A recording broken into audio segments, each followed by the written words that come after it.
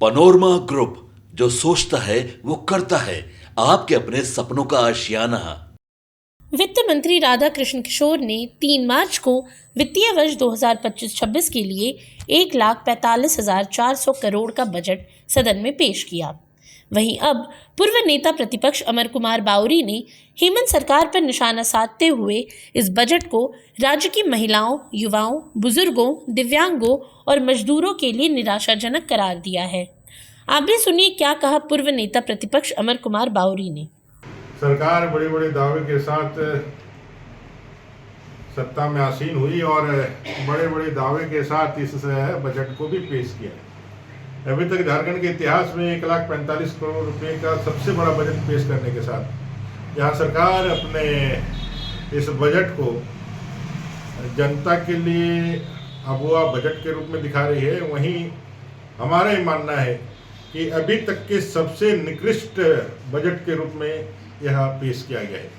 इसमें घोर निराशा है, इसमें घोर एक तरह से उदासीनता है।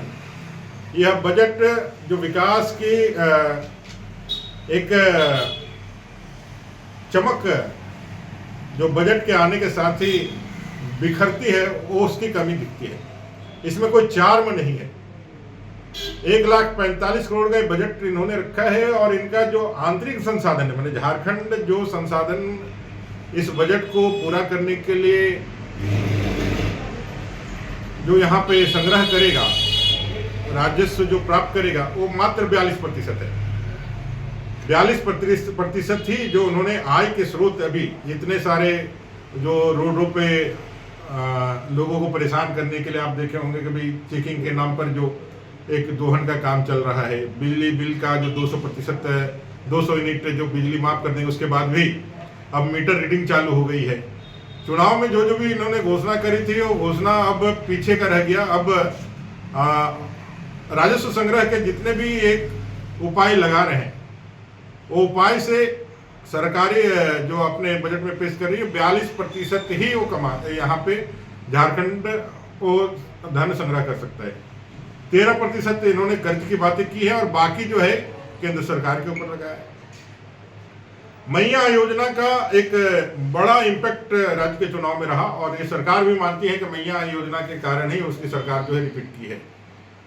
मैया योजना जब चुनाव था और चुनाव के पहले, चुनाव के अधिसूचना के पहले, जब पूरी सरकारी मिशनरी, स्वयं मुख्यमंत्री और पूरा जो है झारखंड का सरकार हो, चाहे बीडीओ हो, चाहे सीओ हो, चाहे कर्मचारी हो, चाहे अपना चीफ सेक्रेटरी हो, चाहे फिर अपना जितने भी डीसी हो, एसपीओ, दिन रात लाभुक चयन और लाभुकों का खाता का जो है मैपिंग करने में, उसको ऑनलाइन करने के लिए लगे हुए थे। और हर दिन आप देखे होंगे एक आंकड़ा आता था। और सेलिब्रेशन जैसे आज इंडिया और ऑस्ट्रेलिया का मैच है तो लोग जैसे सेलिब्रेट करते हैं 50 रन बन गया, 50 लाख मैया समान योजना के लाभुकों की संख्या पहुंच गई, ऐसा सेलिब्रेशन निकलता था। ऐसा लगता था जब कितना बड़ा अचीवमेंट, कितना बड़ा वर्ल्ड रिकॉर्ड इन्होंने बनाया है। और अंततः चुनाव के जाने से पहले सरकारी के जो आंकड़े पेश किए गए, जो मुख्यमंत्री और माननीय उनकी धर्मपत्नी कल्पना सोरेन जी ने सभाओं में कहा कि 60 लाख के करीब हम लोग ने महिलाओं को सम्मान योजना के रूप में देने का काम कर रहे हैं।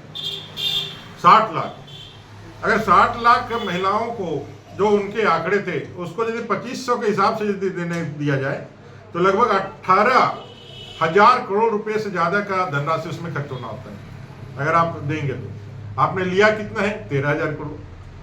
साफ जाहिर है कि आप जो है ये संख्या जो है वो नीचे आने वाली है। जो संख्या 60 करोड़ से 60 लाख से ज्यादा होना चाहिए था जो इनके पास था, अब वो संख्या जो है वो आप 41-42 लाख या हो सकता है 40 लाख या 35 लाख तक आ जाएगा। तो भाई ये तो सरकार पहली बार ही पहले अपने बजट में ही मैयाओं का सम्मान नहीं, मैयाओं को धोखा देने का काम और मैया को एक तरह से बेवकूफ बनाने का काम उन्होंने किया।